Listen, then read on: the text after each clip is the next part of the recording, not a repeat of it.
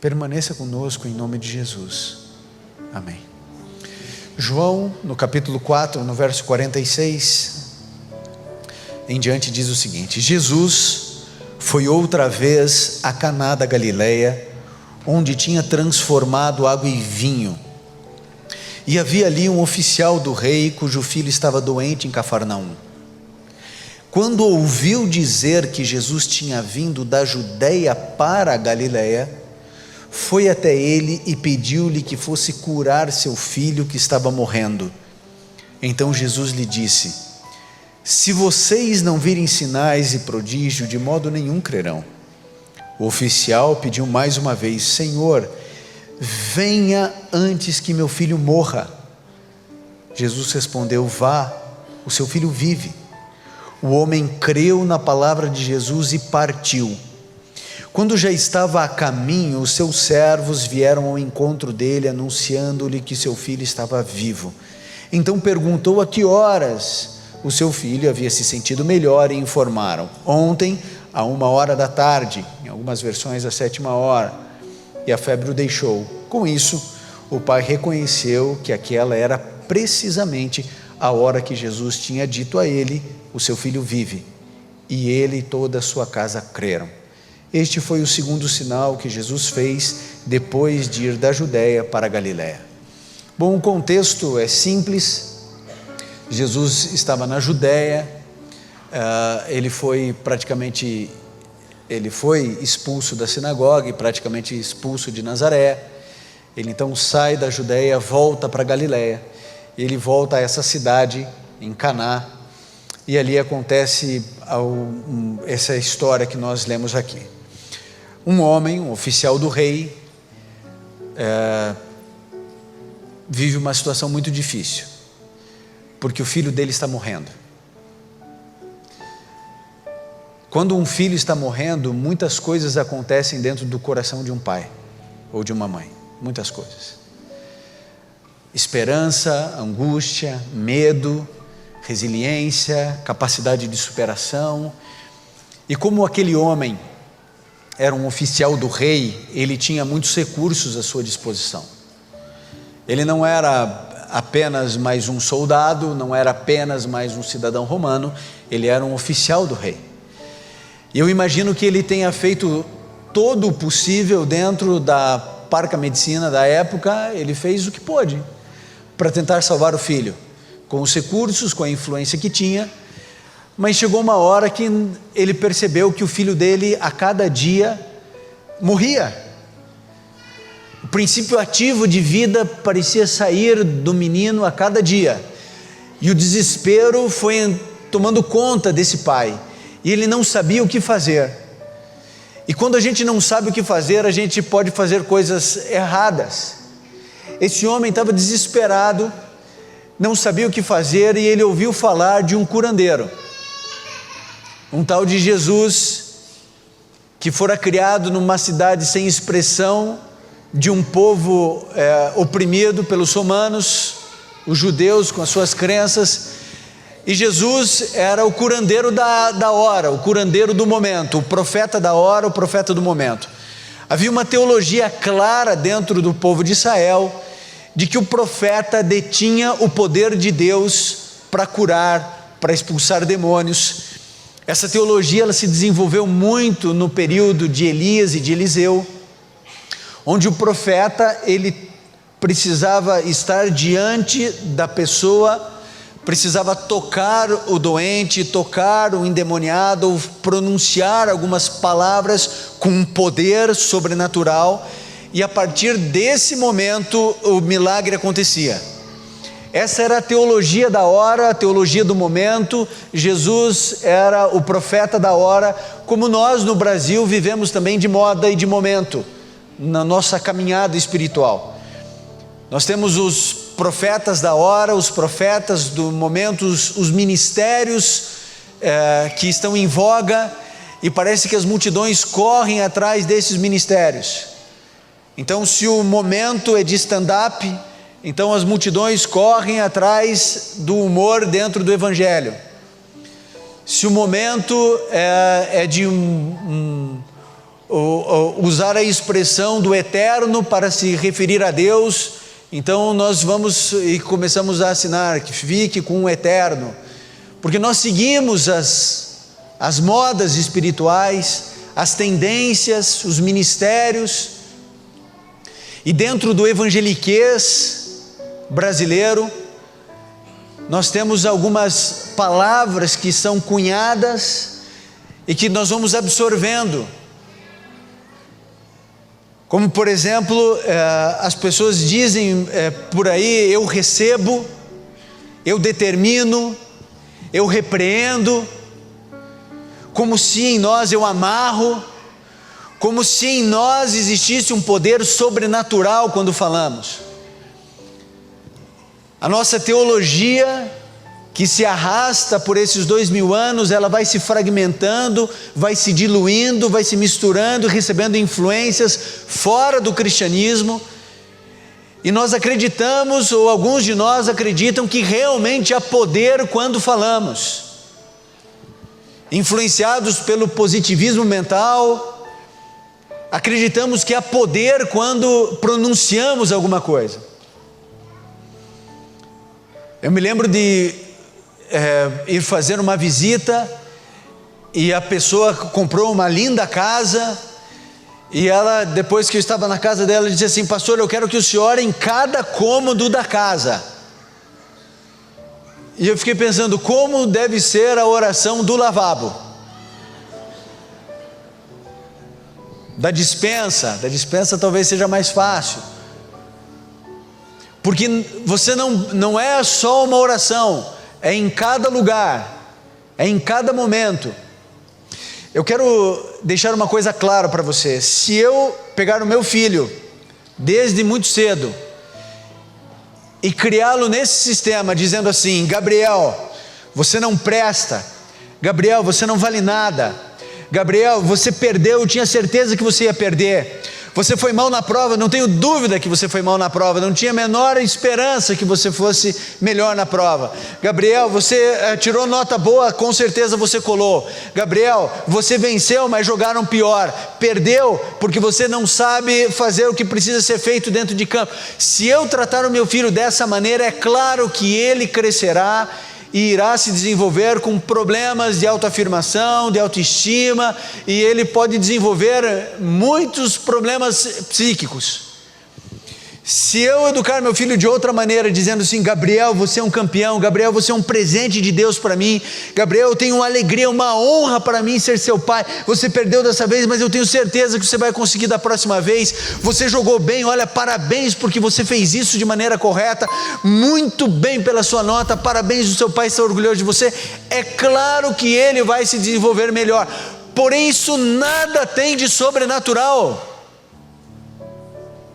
Se você realmente acredita que há poder nas suas palavras, depois que todo mundo for embora no culto, chegue para essa parede e fique falando assim: caia, caia, caia, caia. E você me diz depois de 10 anos o que aconteceu com essa parede. As pessoas, elas acham que elas conseguem amarrar, determinar, repreender, como se nós tivéssemos poder sobre o mundo espiritual. Aquele homem, ele não era cristão, ele não acreditava no Deus de Abraão, Isaque e Jacó.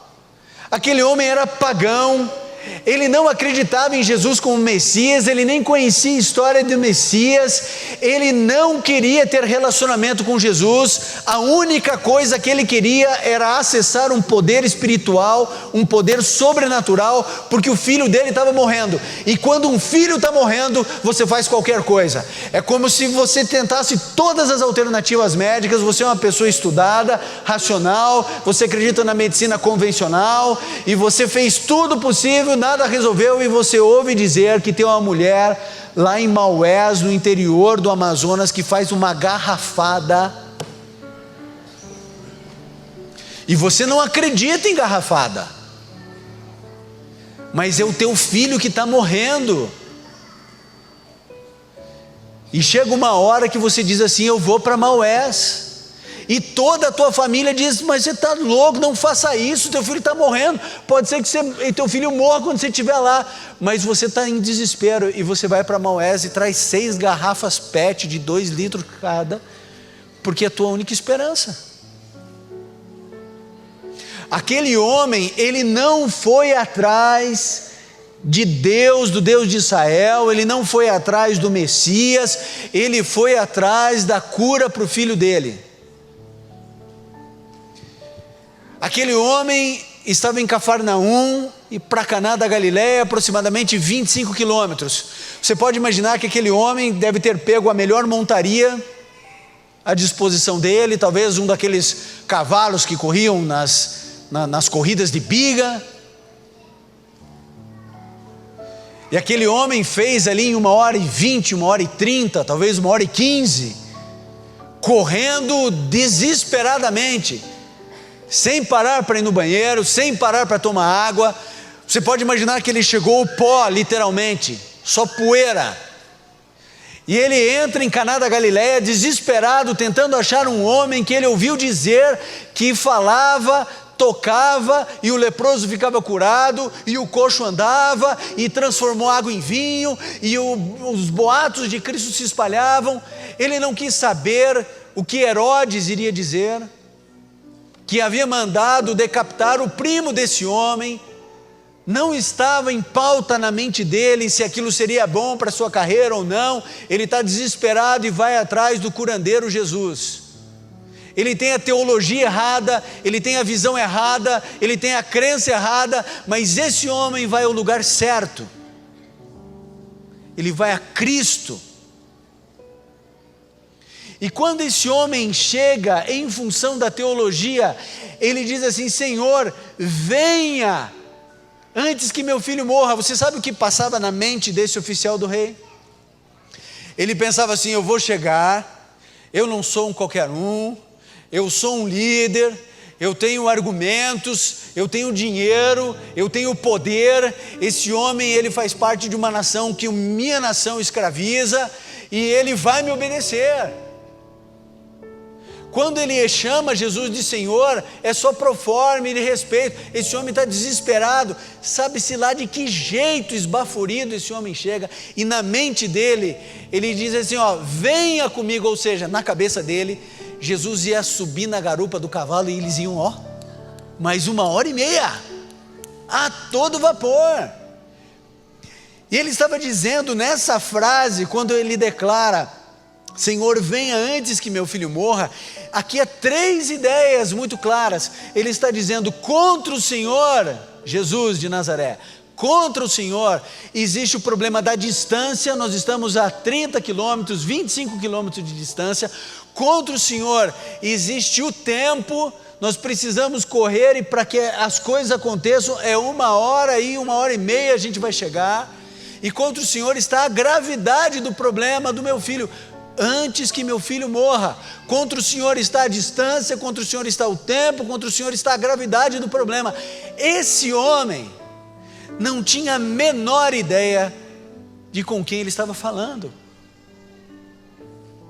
Querido, esse homem estava falando com o dono do tempo. Ele estava falando com o dono da geografia.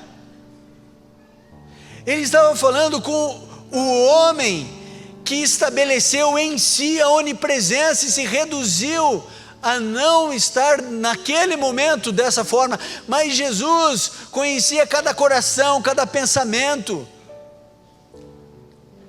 Você realmente acha que existia alguma situação grave que Jesus não pudesse resolver?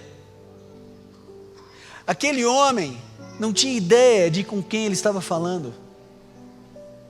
Aí Jesus Cristo pega para ele e diz assim: eu não vou subir nesse cavalo não, eu não vou na tua casa, eu não vou orar em cada cômodo, eu não vou impor a mão sobre o seu filho, eu não vou deitar o meu corpo sobre o seu filho, mas fique tranquilo, porque teu filho vive. Assim, simples, só isso.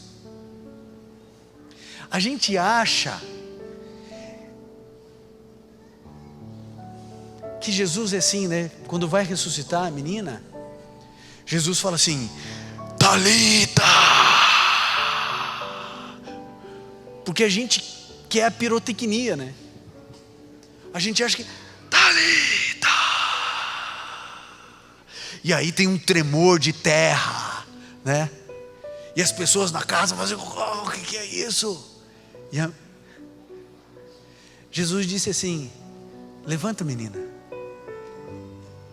E ela levanta. Jesus acorda, espreguiça e diz: acalma, mar. Para, vento. É o dono do vento. É o dono do mar. É o dono da vida. Lázaro, sai. Jesus não precisa impostar a voz. Já viu o locutor de rádio, né? Quando vai falar em público. O cara já tem a voz bonita, mas tem que ser mais, né?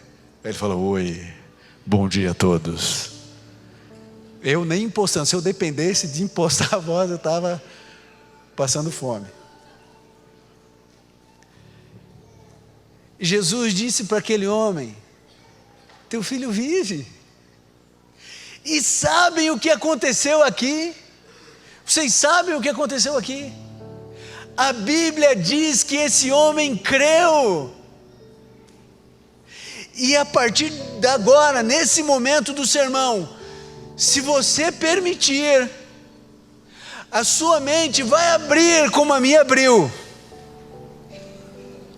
Porque aquele homem, ele não cria em Deus. Aquele homem não cria em Jesus. Aquele homem não tinha fé alguma. Aquele homem tinha dor. Aquele homem tinha desespero. Aquele homem tinha medo. Mas ele vai ao lugar certo. E a Bíblia diz que depois que Jesus falou, ele creu. A ordem é essa. Algumas pessoas acreditam que elas têm fé. As pessoas, elas confundem fé com torcida. O indivíduo diz assim: não, eu tenho fé, ainda faz figa assim: eu tenho fé. Tenho fé. Querido, fé não é isso. Eu preciso dizer uma coisa para você. Você não tem fé.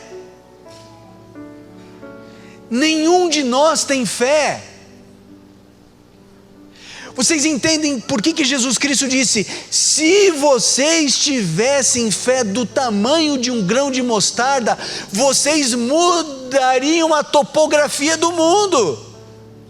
Vocês iam falar assim: o Cordilheira dos Andes vai para o lugar do Everest, o Everest vai trocar de lugar com o Monte Fuji, o Monte Fuji vai lá para o Himalaia. A gente mudaria as montanhas. Mas a gente não move uma pétala. Porque o ser humano não foi dotado de fé. A fé precisa ser outorgada por Deus.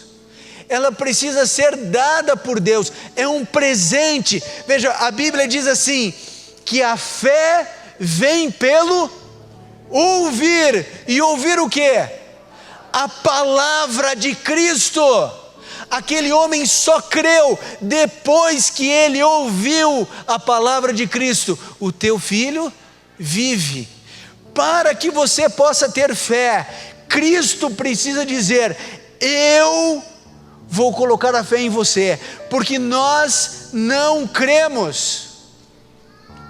Fé não é a capacidade de confiar. Fé é outra coisa. Você confiava que ia chegar aqui nessa igreja, que os bancos estariam aqui e que eu de fato estaria aqui. Ou quando você pega um avião, você tem que confiar que o piloto é realmente capacitado, aquela história toda. Isso não é fé. Isso é capacidade de acreditar, capacidade de confiar. Fé é outra coisa. A Bíblia diz que fé é a convicção do que se espera. É a certeza do que se espera. A certeza daquilo que você não vê. A Bíblia diz assim: vós sois salvos pela graça, mediante a fé, e isso não provém de vós. Então, quando a pessoa diz assim para mim: pastor, eu preciso orar, mas eu não tenho fé para orar, e eu digo: bem-vindo ao clube. A gente não tem fé. Agora, sem fé é impossível agradar a Deus, logo nós não conseguimos agradá-lo, a não ser que haja a palavra de Cristo. Vocês se lembram daquele pai? Falou assim: Senhor, o Senhor estava lá no Monte da Transfiguração, com Pedro, Tiago e João, eu estava com os seus 9 discípulos aqui, eles tentaram expulsar o demônio do meu filho, não conseguiram. O demônio toma conta dele, joga na água, joga no fogo para matá-lo, impede que ele fale, impede que ele ouça. Se o Senhor puder, faça alguma coisa. Aí Jesus olha para ele e fala assim: se eu posso, tudo é possível àquele que crê. Aí o homem diz assim: eu creio. Na mesma hora o homem, ele fala assim: Senhor, desculpa, eu não creio, me ajuda a crer. Sabe quando você ora, amigo, e parece que não adiantou nada? É porque a nossa oração, ela não tem o elemento fé. O clamor desse homem também não. Ele não cria em Deus de Israel, não cria em Jesus como Messias, não queria ter um relacionamento íntimo com Jesus, ele queria acessar o poder de Deus, que é exatamente isso que nós queremos hoje em dia.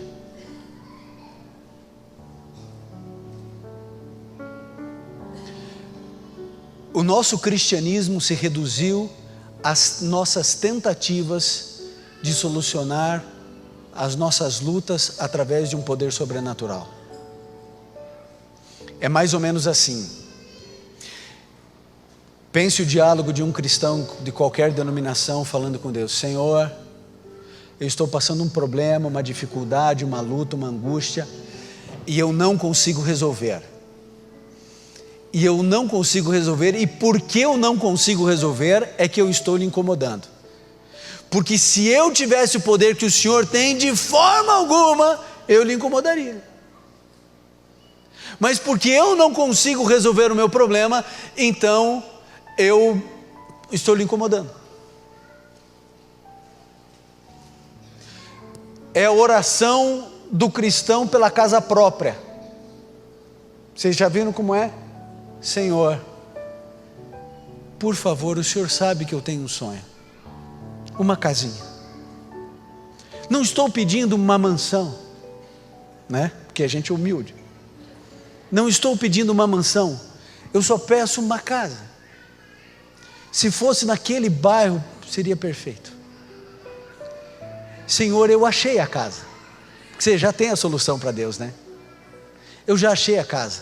Senhor, só que precisa de algumas coisas. Senhor, por favor, a pessoa precisa baixar em 30 mil. E depois, Senhor, precisa aprovar o meu financiamento. E eu preciso do juro real a 7,5, porque senão eu não vou conseguir pagar o financiamento. Então, Senhor, se o Senhor tocar o coração daquela pessoa, se o Senhor permitir que as coisas funcionem, que saia o meu financiamento, aí vai dar tudo certo. A gente chega para Deus já com a solução. Como esse homem: Senhor, sobe no cavalo e vamos sair correndo, comendo poeira. Aí o Senhor vai chegar antes que ele morra. E o Senhor chega lá, o Senhor vai impor a mão sobre ele, o Senhor vai orar, e aí ele vai levantar, ele vai ficar tudo bem. Porque a gente acha que a gente tem a solução para o nosso problema. A nossa insanidade espiritual chegou a esse nível, onde nós apresentamos a Deus o problema porque a gente só quer acessar o poder dele, mais nada. Porque se a gente não tem o problema, a gente nem ora. Então eu acesso esse poder e eu já digo qual é a solução. O Senhor precisa permitir que dê tudo. Aquele homem, Ele veio com uma teologia errada, com uma crença deturpada, com uma solução torpe, mas ele foi ao lugar certo. Uma vez uma senhora falou assim para mim: pastor, eu tenho dificuldade de orar, como é que a gente ora? Eu disse assim: olha, a Bíblia diz que a gente não sabe orar como convém, então ora de qualquer jeito. E ela disse assim: mas pastor, eu tenho medo de falar besteira. Eu falei assim: você acha que alguém em algum momento da história falou alguma coisa para Deus que não fosse besteira?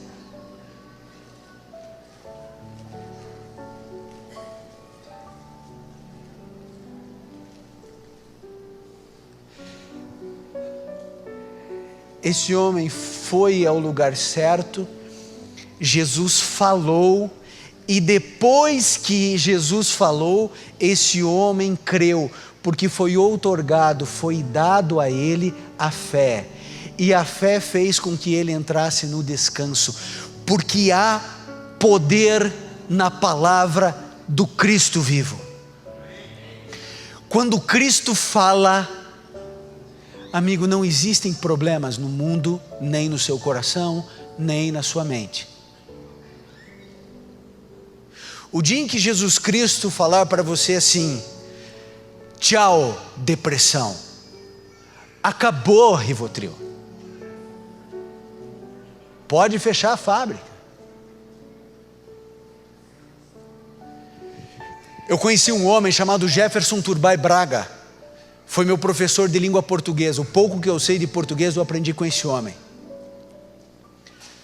Esse homem, antes de se converter, vivia vida louca, vida bandida, droga,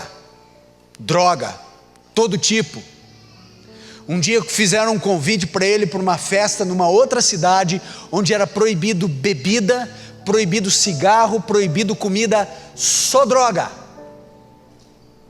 E ele foi, fechada, convites exclusivos, vagas limitadas, vida louca. Esse homem foi para a festa, misturou tantas drogas, conhecidas e desconhecidas para ele, que ele sai vagando pelas ruas daquela cidade que ele também não conhecia, e ele sabe que vai morrer. A overdose começa a sufocá-lo, ele sente que vai morrer, e aquele homem ateu clama a um Deus que ele não conhecia, um Deus desconhecido, e ele diz assim: salva a minha vida, se o Senhor existe, salva a minha vida. E esse homem perde a consciência no meio de uma praça, e só recobra a consciência 48 horas depois. 48 horas depois, quando esse homem levanta, sujo, imundo, ele levanta, sem nenhum tipo de vício na vida dele. No programa 180 graus, uma mulher aqui de Brasília, vida louca, cocaína, deixava os filhos em casa, marido em casa, ia cheirar pó, narina em carne viva, tanta vida louca. No meio de uma madrugada se perde, sofre, sente que vai morrer, para o carro, vazio na madrugada, anda como um leão dentro de uma jaula, sentindo a morte chegar sobre ela, e antes de entrar em coma, ela clama ao Deus vivo, entra em coma. Quando ela sai do coma, ela não sabe identificar a sensação do que é cheirar cocaína. Sabe qual é o nome disso? Cura das memórias. Sabe o que é isso? É um poder que você e eu não temos, mas é o poder de Cristo. Quando Ele fala, Ele é capaz de entrar e reprogramar suas sinapses, Ele é capaz de limpar o seu histórico de memória, Ele consegue invadir o seu inconsciente e reprogramar suas reações diante da vida. Ele tem o poder de tirar o seu vício, Ele tem o poder de reorganizar sua herança genética. Deus não está preso à sua hereditariedade, Ele não está preso por causa do complexo, do abuso, da violência, do estupro. Jesus tem poder. Nada do que acontece na sua vida é desimportante para Ele. Nada do que acontece na sua vida é difícil demais para Ele resolver. Agora, o que eu e você precisamos fazer é ir e lutar com Deus. Nós não sabemos mais o que significa lutar com Deus. A Bíblia diz que esse homem, depois que Cristo falou, ele creu e ele entrou em descanso. Sabe por que a Bíblia diz que ele entrou em descanso e por que eu chego a essa conclusão? Porque no texto que você leu aí na sua Bíblia ou no seu celular, o texto diz que esse homem voltou para casa. E quando ele estava voltando para casa, eu imagino que ele estava indo com o cavalinho assim, ó. Sabe por quê? Porque o filho vive. E aí então os servos chegam desesperados e procurando: Senhor, cadê você? Está todo mundo atrás de você, todo mundo preocupado, o teu filho vive, a gente veio dar a notícia. Ah, é? E quando foi que ele ficou bom? Ontem a 13h. Ontem? Queridos, Jesus Cristo falou, ele creu e não voltou para casa.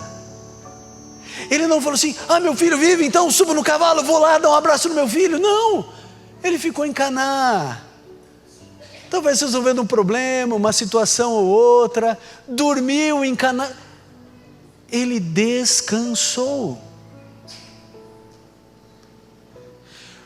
A Bíblia diz que o povo de Israel não creu, e porque não creu, não entrou no descanso do Senhor. Se você está angustiado, se você está ansioso, se você está preocupado, sabe o que é? Sabe qual é o seu problema? Eu não tenho medo de afirmar que você não foi a Cristo. Você pode ter ido ao grupo de oração, você pode ter ido no pequeno grupo, você pode ter ido aonde você for, mas você não foi a Cristo. Porque a Bíblia diz que Jesus Cristo, quando veio a essa terra, disse: aqueles que vierem a mim, de modo algum os lançarei fora. E quando você vai a Cristo, Cristo outorga a fé, e a fé produz descanso. Você não está em descanso? É porque não foi a Cristo. E eu sei que nesse momento tem algumas pessoas se retorcendo, falando assim: não, mas eu fui. Não, não foi. Não, mas eu fui a Cristo. Não foi. É mais fácil você estar enganado e promovendo auto-engano do que Cristo ter mentido. Ele disse: aqueles que vierem a mim, de modo algum os lançarei fora. Agora, sabe qual é o nosso problema? A gente acha que ir a Cristo é a gente passar 3 minutos de oração, levantar e tentar resolver o problema. Ir a Cristo, meu amigo, é lutar com Cristo, é você fazer o que Jacó fez. Quem que era Jacó? Bandido, pilantra. Era tão bom esse tal de Jacó, que o irmão mais velho jurou ele de morte. Se macumunou com a mãe, aplicou no pai, mentiu, roubou a primogenitura, não valia nada. Mas esse homem, que era lixo, escória, mau caráter, cheio de defeitos, ele vai a Jesus e ele agarra as pernas de Cristo e diz: eu não te deixo ir enquanto o Senhor não me abençoar. Isso é ir a Cristo, é você entrar em embate, em luta espiritual.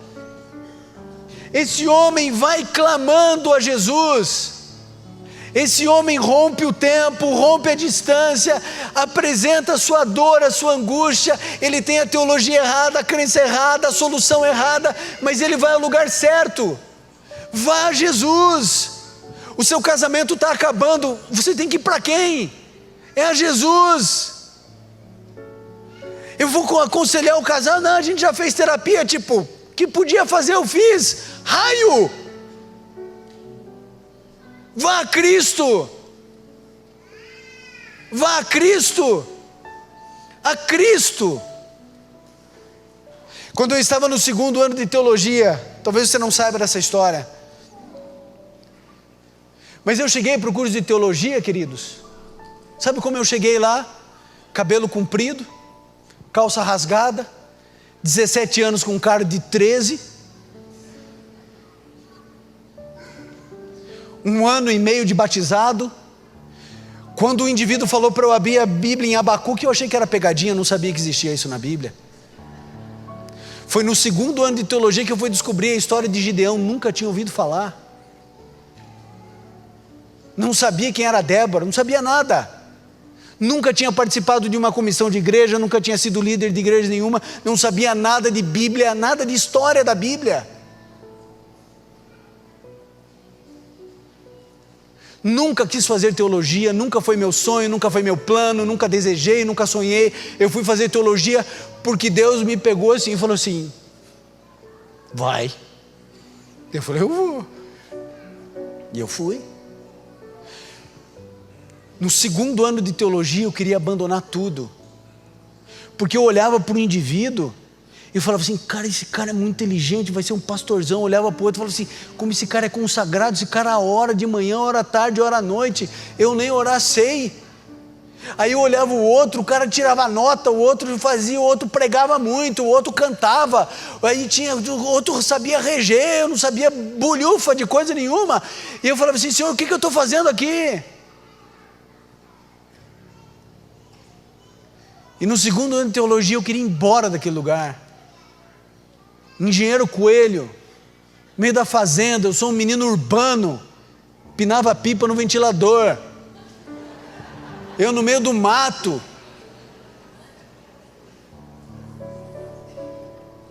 E eu ficava perdido, porque a minha conversão, ela era muito confusa.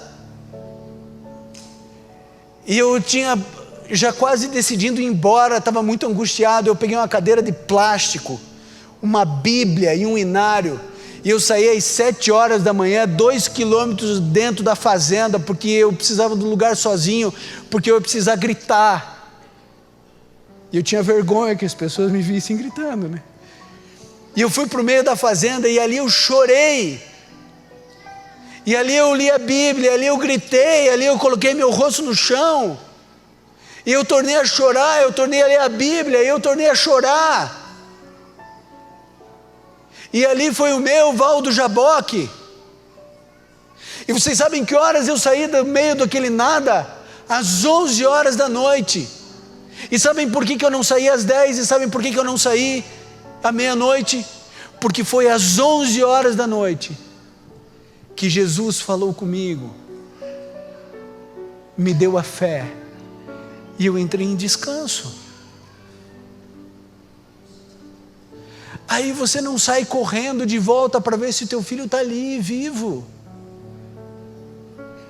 Já aconteceu de você orar e depois você ser recoberto com uma paz assim no seu coração? Já aconteceu?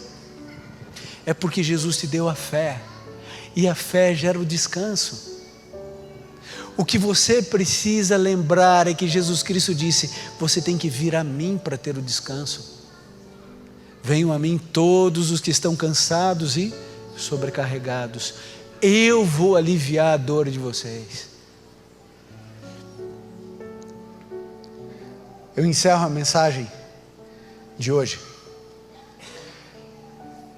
contando para vocês uma coisa que aconteceu comigo aos 10 anos, quando eu tinha 10 anos.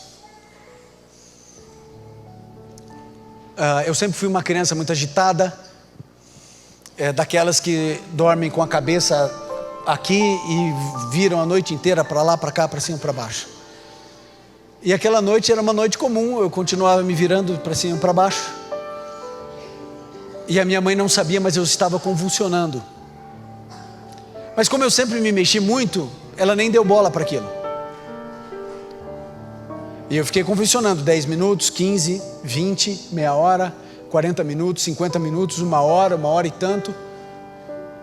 A minha mãe não sabia, ninguém sabia, mas o meu cérebro fritando.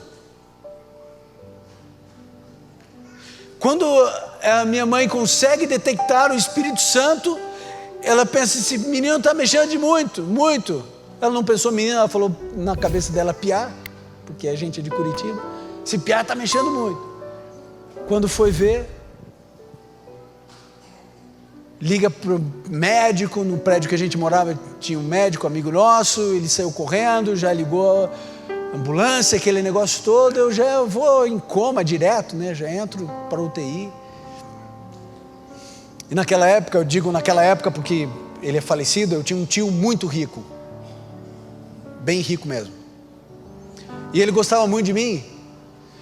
Então ele, quando soube aquele negócio todo, de madrugada, ele já me mandou para a melhor junta médica que ele conseguiu acessar, para o melhor hospital que tinha em Curitiba, os melhores equipamentos, tudo que tinha de melhor na época, na cidade, estava ali à minha disposição. E a junta médica reuniu, depois de vários procedimentos, no dia seguinte, reuniu a família e disse assim: olha, o que a gente podia fazer, o que a medicina podia fazer, foi feito, agora só depende dele. A minha tia era mais assim, animada, ela falou: que história é essa? Que sempre tem alguma coisa para fazer, pode fazer sim. Eu falei: não, tem, a gente pode colocar ele numa UTI aérea, mandar ele para o Sírio-Libanês, mas os equipamentos de lá são os mesmos daqui, a junta médica de lá, a gente conversa o tempo inteiro, nos casos é a mesma coisa, mas se vocês quiserem. E aí eles decidiram, por uma questão familiar, todo mundo ali em Curitiba, que eu permanecesse ali. E aí vocês podem imaginar o desespero da família, porque eu com 10 anos era a criança mais fofa do mundo. Pena que eu não trouxe uma foto.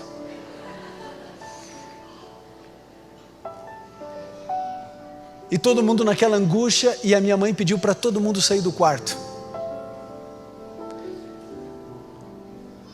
E naquele quarto de UTI, ficou a minha mãe e eu.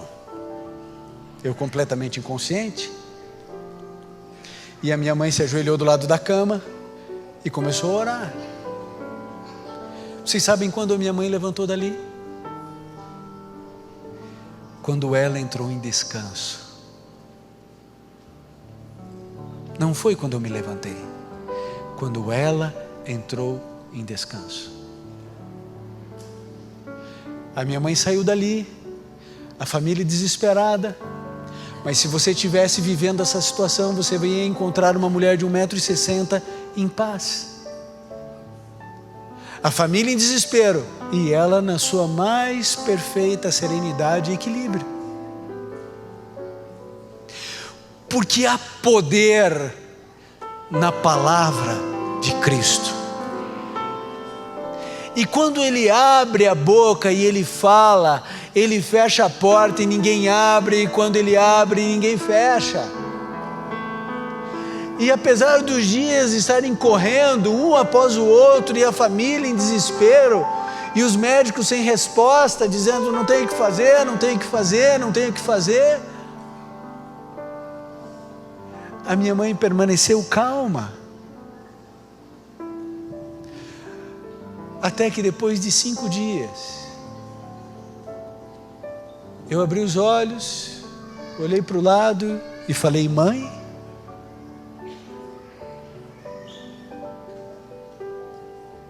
vá a Cristo. Teu filho está fora dos caminhos de Deus, vá a Cristo.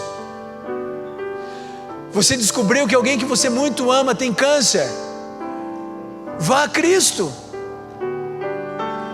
Teu casamento é um lixo, vá a Cristo.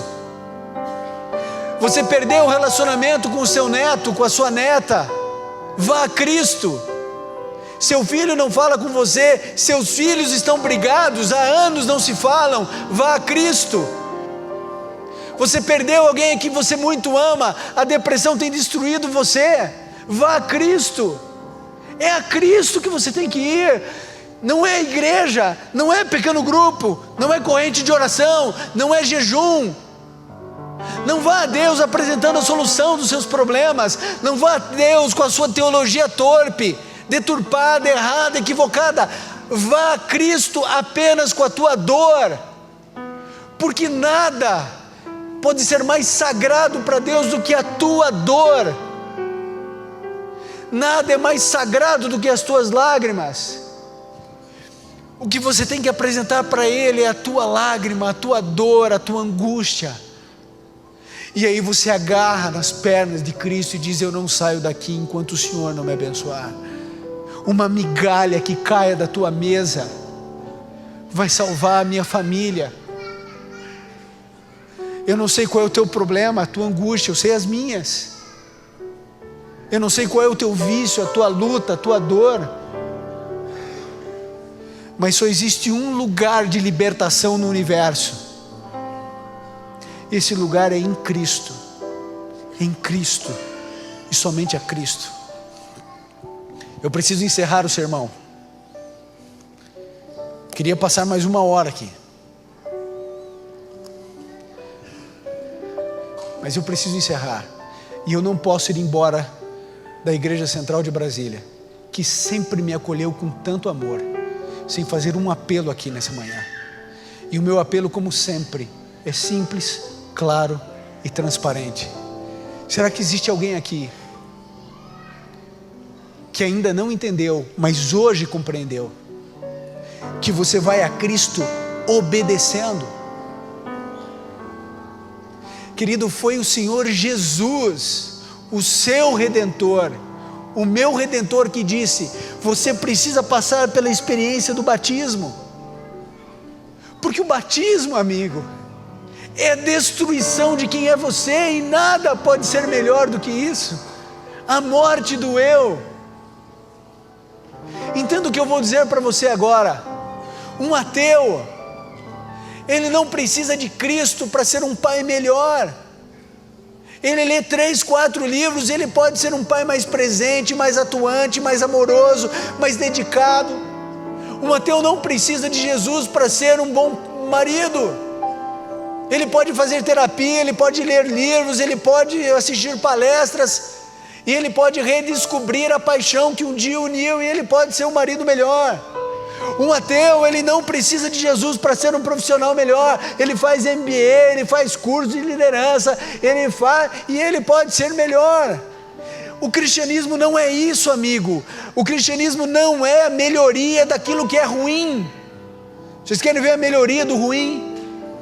É a fila de banco. Todo mundo sabe que aquilo é ruim. Ao invés deles acabarem com a fila, não, eles põem cadeira para você poder sentar na fila. O cristianismo não é isso. O cristianismo não é a melhoria de um ser podre. O cristianismo propõe um novo nascimento. É outra história. O cristianismo não quer fazer você uma pessoa melhor. O cristianismo quer matar você. Ele quer que você morra para os seus pecados, morra para o teu egoísmo, morra para os seus vícios, morra para você, por você, e você renasce para uma nova vida. O cristianismo propõe que você mude a lógica da tua mente e entenda que primeiro vem Deus, depois você. As pessoas, elas fazem assim: primeiro eu, depois Deus. Algumas põem assim: primeiro eu, depois eu, depois eu, e depois eu, e depois eu. Por isso, eu não tenho outra chance a não ser fazer um apelo. Existe alguém aqui que precisa fazer de Cristo o primeiro, o último e o melhor, e quer se preparar para um dia, ser batizado nas águas. Eu não sei que dia, mas um dia, ser batizado nas águas, fazendo disso o marco para uma nova vida em Cristo Jesus. Se existe alguém, eu gostaria que, em nome de Jesus, quem quer que você seja, que você se colocasse em pé e viesse aqui à frente como um ato de coragem e falasse isso. E eu pergunto: quem será o primeiro homem e quem será a primeira mulher a se levantar? Eu quero orar por você e pela sua família.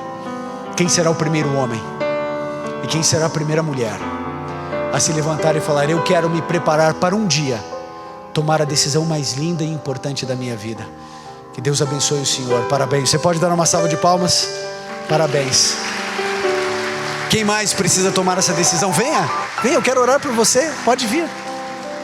Você convidou um amigo seu, uma amiga sua. Deus abençoe o Senhor. Parabéns. Palmas para ele, gente. É alegria, é Jesus.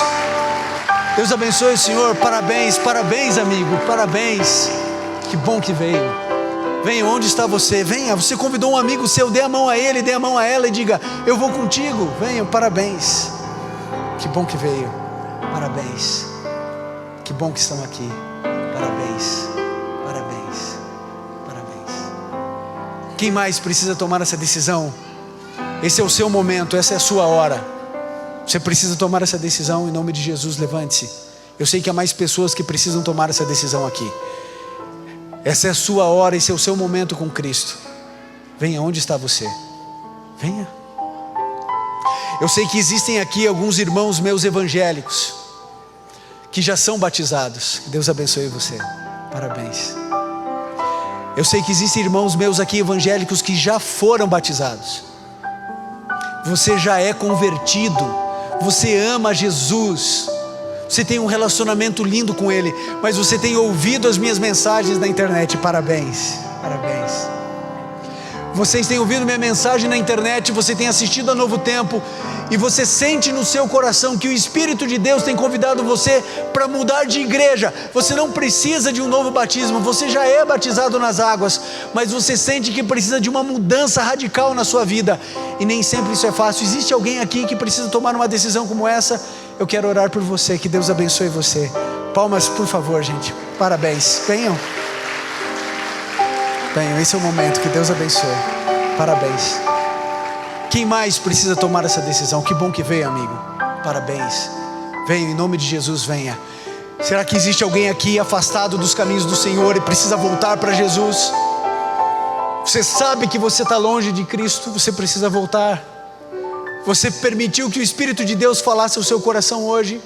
Você vai entrar com uma luta com Cristo até entrar no descanso, até receber a fé. Venha. Onde você está? Deus abençoe vocês.